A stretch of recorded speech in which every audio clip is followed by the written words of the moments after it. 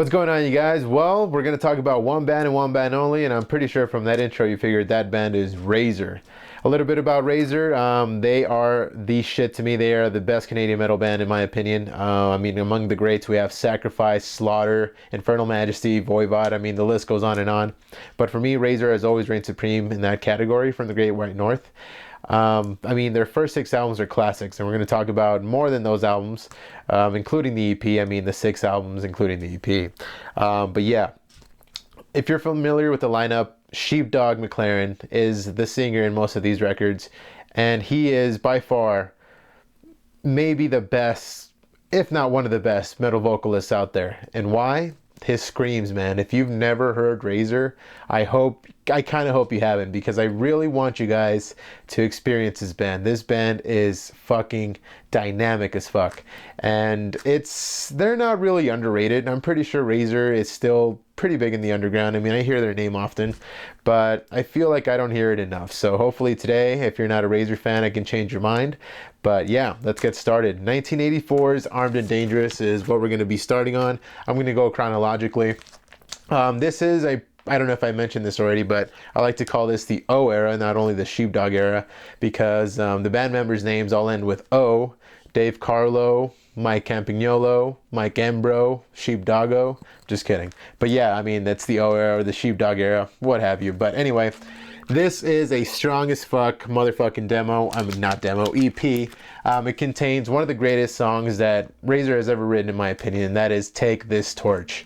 The screaming in that song is definitely going to turn you into a Sheepdog fan. If you have not heard that song, please stop everything and go listen to it right now. Take This Torch off of this album is the shit. I mean, out of all the songs, they're all the shit, really. I mean, I really love this EP from top to bottom, from the end. Killer Instinct, Armed and Dangerous, Take This Torch, Ball and Chain, Fast and Loud. This is a High Roller Records release, and they did an amazing job with this one. I mean, it comes with a badass fucking poster. I need to frame this up, really, because I really like that old school logo. They changed their logos a few times throughout the years. I think only maybe twice. But yeah, here's a printed inner sleeve. This is a very speed metal-ish record. I mean, it's thrash for sure, don't get me wrong, but it's not as heavy as the other records, for damn sure. But that doesn't stop it at all. Like I say, Dave Carlo, I should start off by saying, is the heart and soul of Razer, and Sheepdog's vocals just complements those riffs so fucking well. He did so well with that. And the crazy thing is, yeah, look at this, ultra fucking clear. High Roller really never disappoints, man. It's fucking awesome. 35th anniversary edition. Man, over 35 years old this album is now. Fucking crazy, guys. But yeah, as I was saying, what was I saying actually? Shit, I lost my train of thought.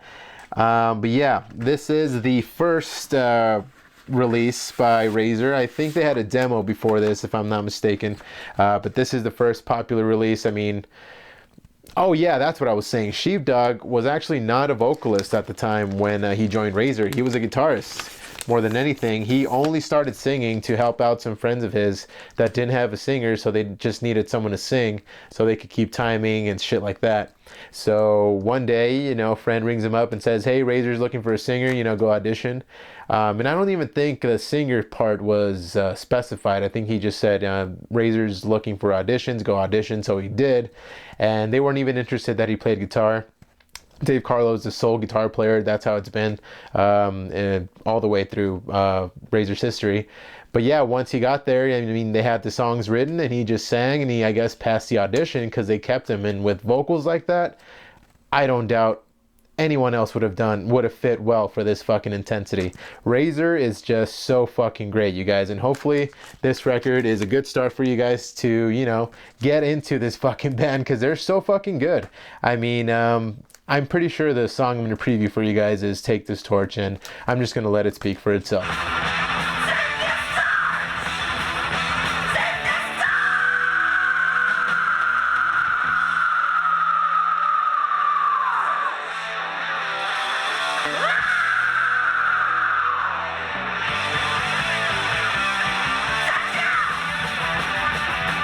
Okay, so now we move on to Razer's first full-length album with one of the coolest fucking album covers of all fucking time. This is Executioner's Song. Came out in 1985. Hell of a fucking debut. And there's, I think, 4 songs off of Armed and Dangerous in this one. Opens with Take This Torch. As far as I know, there's really no big difference in the recording of the songs from Armed and Dangerous to this one. So I'm pretty sure it's just the same. So for this one, I'm going to give you my top of the ones that aren't included in Armed and Dangerous. Those being Take This Torch, Fast and Loud, Hot Metal, and The End. So I'm not going to mention those at all. Those are fucking great. So I think for this one, Death Race has got to be my favorite one, man. That riffing is just insane. And City of Damnation gives me a fucking mad Slayer vibe. City of Damnation is just the shit. Escape the Fire. Distant Thunder, actually. I think that'll be my third out of the top 3. Distant Thunder sounds like a straight up heavy metal song, man. Just Razer enthused. So now we have Slayer influence, heavy metal influence, and just speed and thrash metal up the ass, man. Razer has a lot of attitude, but it didn't really come out in this album. It came out in the following one, which we'll talk about in a second, but this one is for sure the shit. I think this one was distributed by Hammerheart Records. Viper and Attic, I think, own the licensing to this one. I'm not sure. But yeah, there's the old school Viper logo. This one's in standard black. But yeah, one of the greatest fucking debuts of all time. The O era still going strong. I mean, with this one, they fucking kicked ass, man. I mean, Take This Torch, that's a song so nice they use it twice. But, you know, it kind of bothers me that they use 4 songs from the EP to put it in the full length. I kind of like when EPs are their own thing. And then in the full length, you know, they add, you know, new songs. So that could have left room for 4 new Razer songs, which is kind of disappointing. But hey, you know what? It's fine. It still works together as a unit, so no complaints here. I think the one I'm going to show you for this one is Death Race. If anything, maybe Distant Thunder. I'm not sure. But anyway, take a listen to this one. It's a hell of a debut, and I mean, who can resist that album cover? So yeah, go check it out.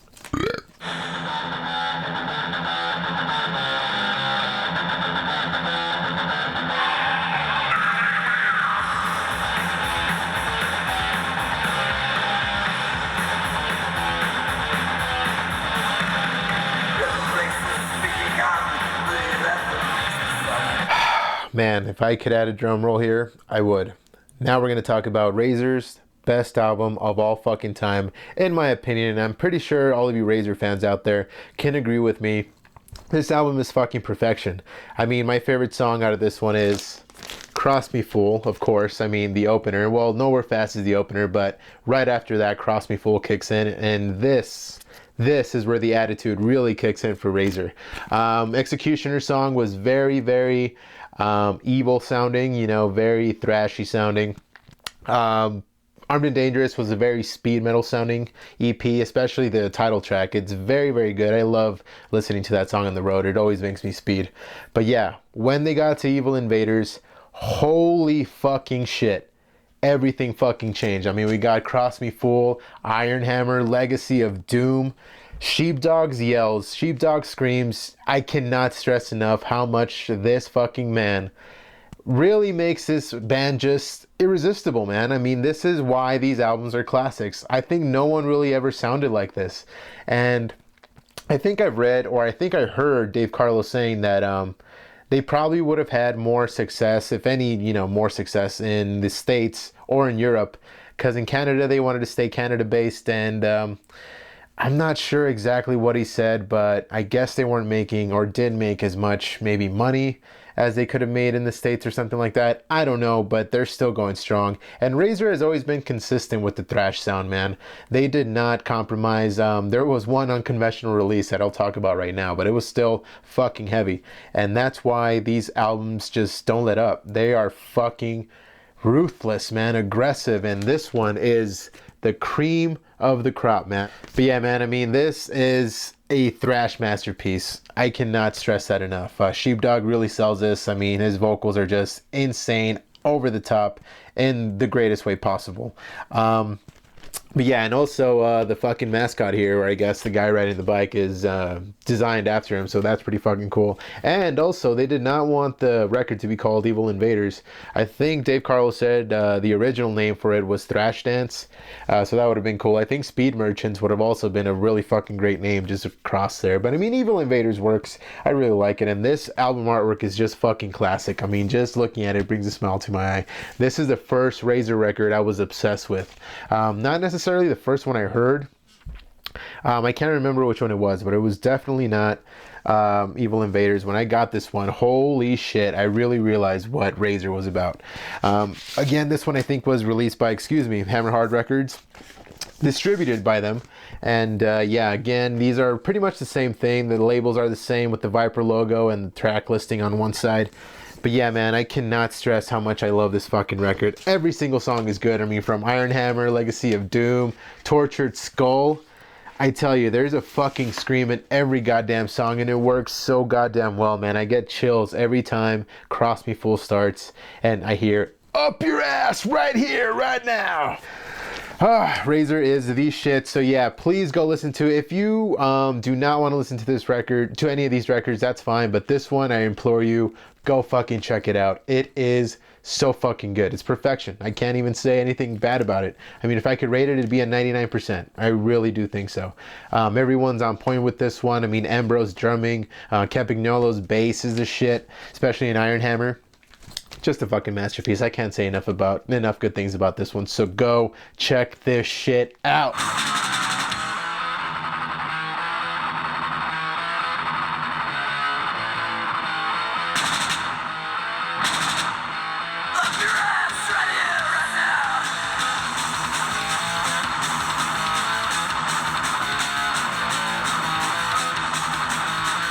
Have I convinced you yet? I hope I just did. But anyway, the aggression continues with Malicious Intent. This is their third full-length album, and holy shit, it's a fucking killer, you guys. Of course, nothing compares to Evil Invaders, but this is its own thing. I think for this one, the drumming style is very different. It's still fast, but not as intense. I think it works well. I mean, it's still thrash as fuck. It's still Razer. But yeah, it's a little different sounding. Just a little bit. But like I said, still just as aggressive. And has one of the most killer opening songs of all fucking time. And that's Tear Me to Pieces. It starts off with Sheepdog just saying, turn it up louder.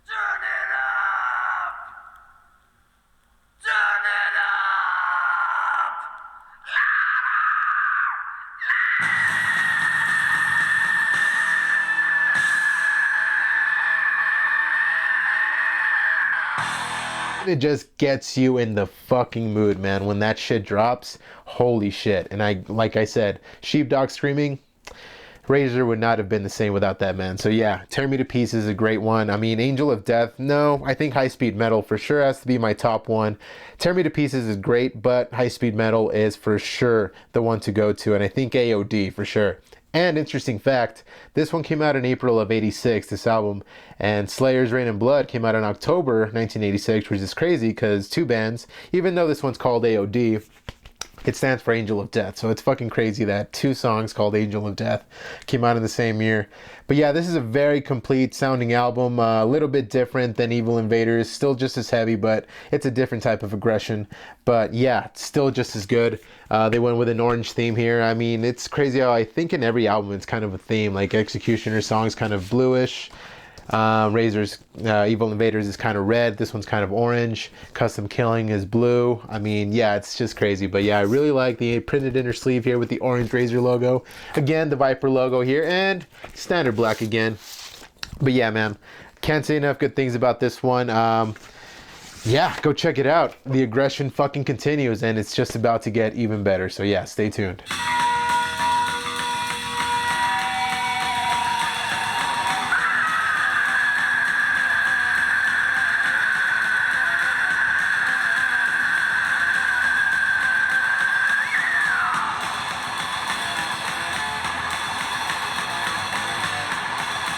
Alright, so if you're a Razer fan, I'm pretty sure you know what's coming next. I'm going chronologically. So, Custom Killing, their most unconventional release and their most interesting album cover. I really fucking, it's so it's so bad. I really don't know why they went with this album cover. It's very interesting. It's memorable in the fact that it's just so weird, man. I mean, it's just so, it's kind of shittily done, don't you think?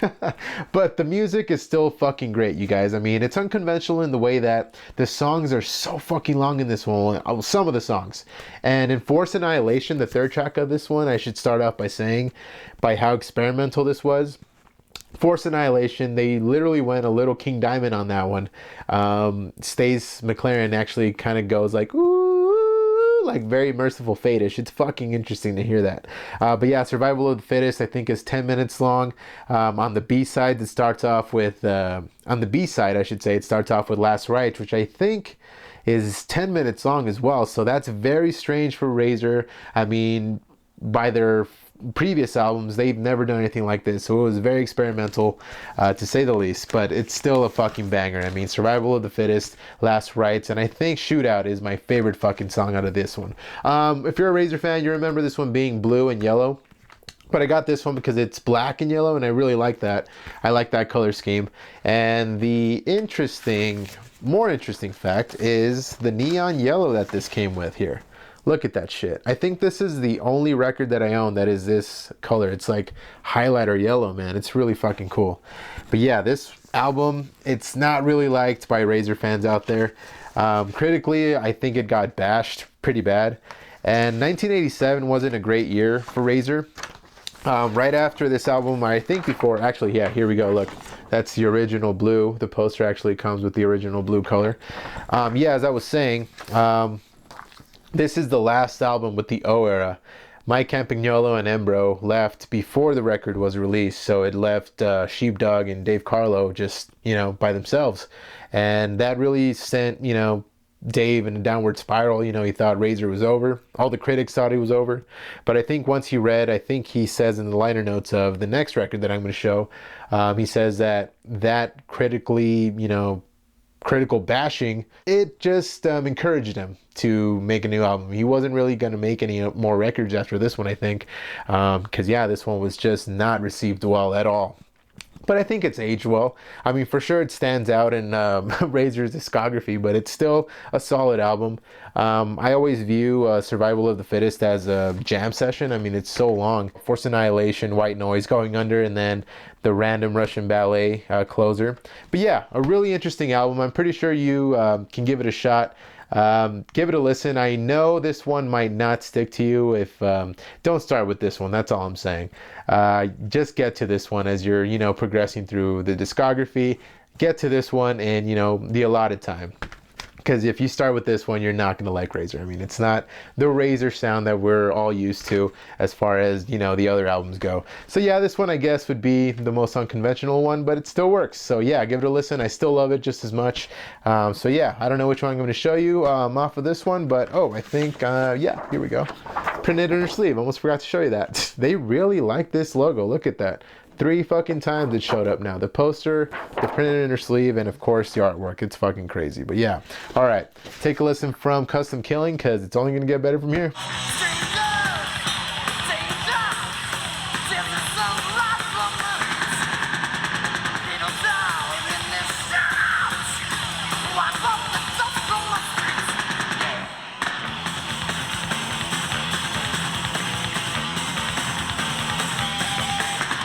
Alright guys, so now we get to the last album that Sheepdog sang in for Razer, and that is the Immortal Violent Restitution. This album, guys, is fucking heavy. I can't stress how heavy this fucking album is, but unfortunately, Sheepdog hated this fucking record. He did not want to sing in it at all. Yeah, he felt that Razer was taking the wrong direction as far as the music went.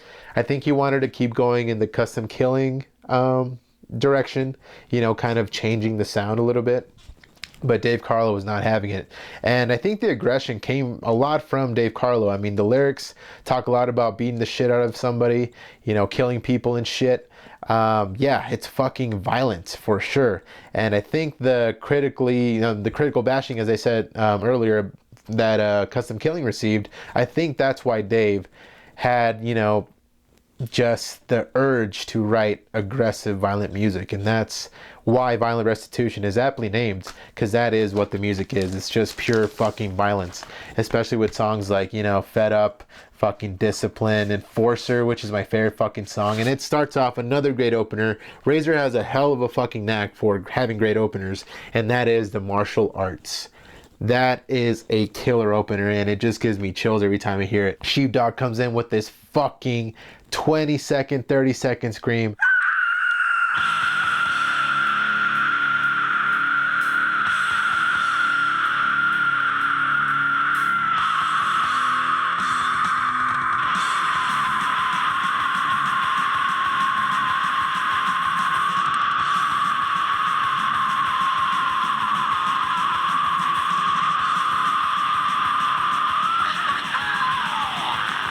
Yeah, Edge of the Razor, Eve of the Storm, those are for sure within the top 3. That riffing, especially on Eve of the Storm, God, that intro riffing is just insane. But yeah, Enforcer, especially the scream at the end, which I'm pretty sure that's what I'm going to show you. God damn, so fucking good. And this is a High Roller Records release. Solid black, solid beautiful.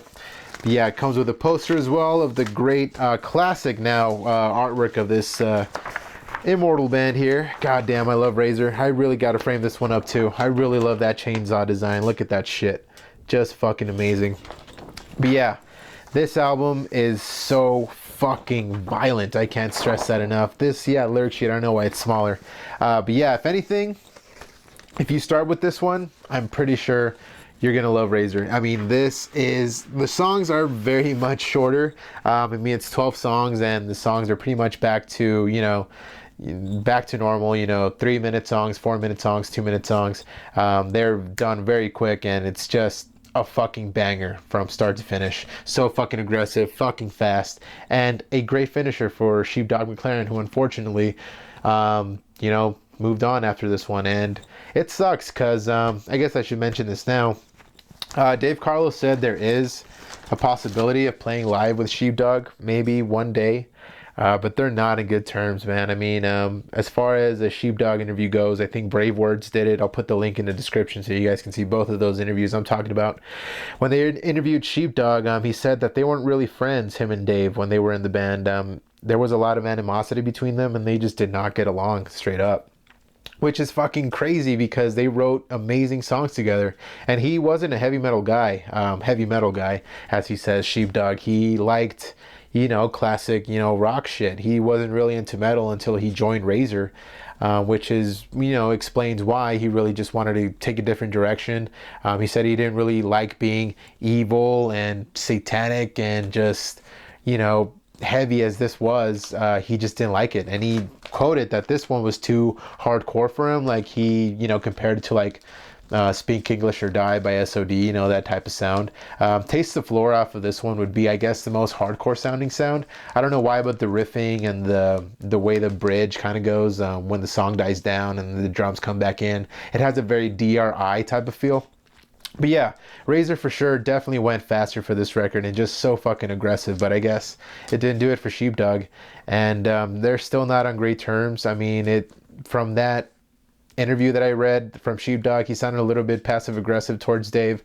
And Dave also, when he read that interview, he just did not like Sheepdog after that. He even calls him, he says he's not that good of a friend as he was back then, or maybe not even a friend anymore. So will we ever see Sheepdog front for Razer live? Probably not really. But I mean, Razer's still going. Word is Relapse is going to release their new record soon. It's been in the works for, I think, maybe 2 years now, maybe 3 years. So hopefully soon we'll get that. But yeah, Violent Restitution. Take a listen to Sheepdog's Last Effort.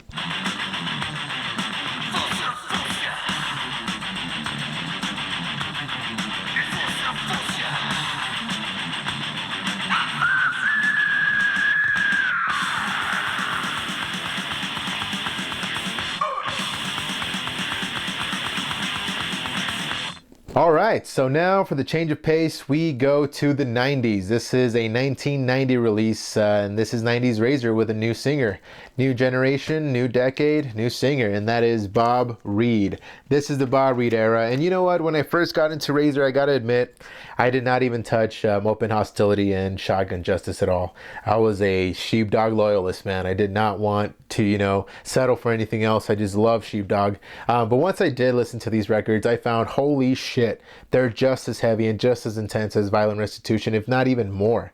Yeah, Bob Reed's vocals are just very...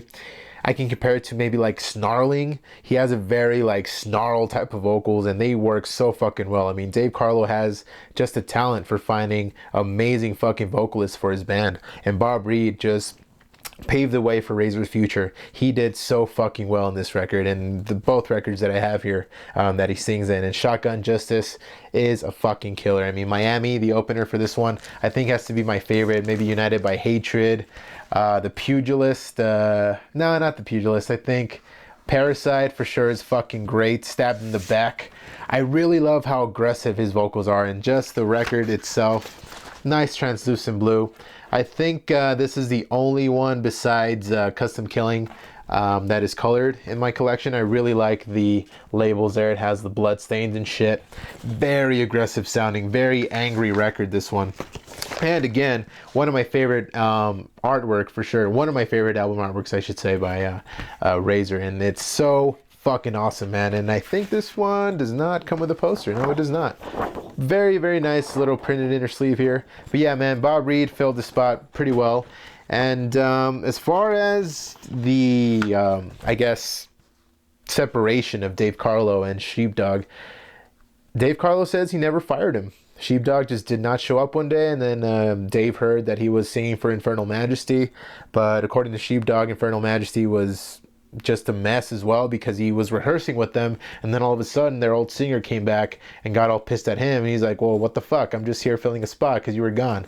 But there was just a lot of tension between the two, and he just replaced him with Bob Reed, because Bob's band had been opening for Razer you know, for years, and you know, he just, you know, enlisted him, and there you go, he was replaced. So it was never really a firing, an official firing, and it was never really an official, you know, quit. He didn't officially quit.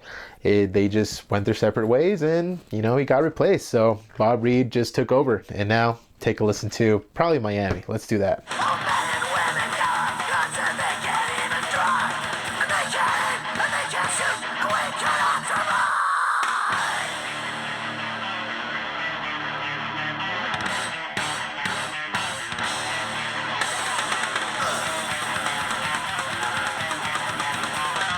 All right, and now, last but not least, we ended with the almighty Open Hostility.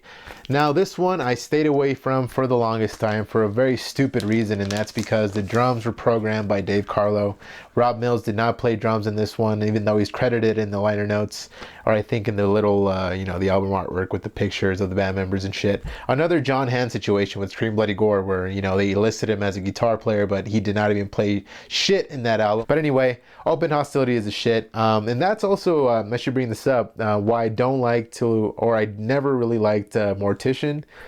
I don't know what it is about drum programming that just turns me off about a band. I don't know what the fuck it is about that. But yeah, I mean, that's the only reason I did not listen to this record for the longest time, which was a stupid fucking reason, because this album, I think I might even like it a little more than Shotgun Justice. I mean, this is probably my favorite Bob Reed release.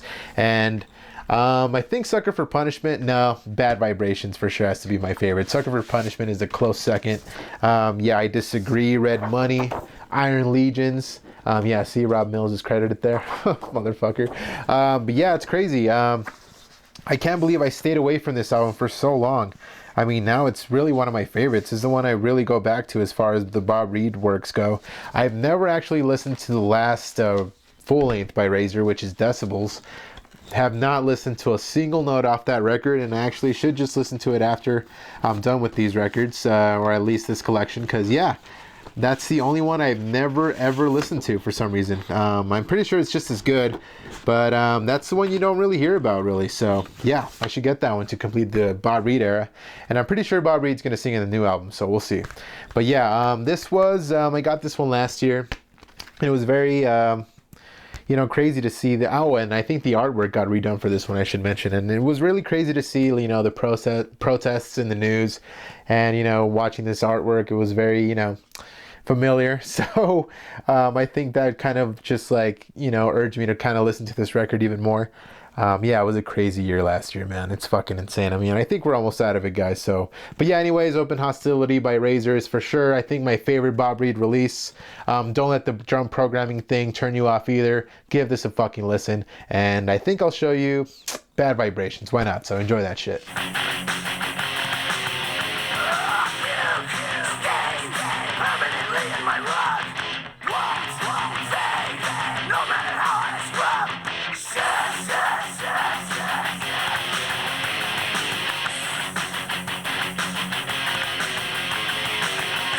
I'm really happy that I really got to talk Razer with you guys finally.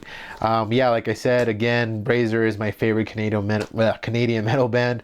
They're the best thing out of the Great White North as far as metal goes, in my opinion.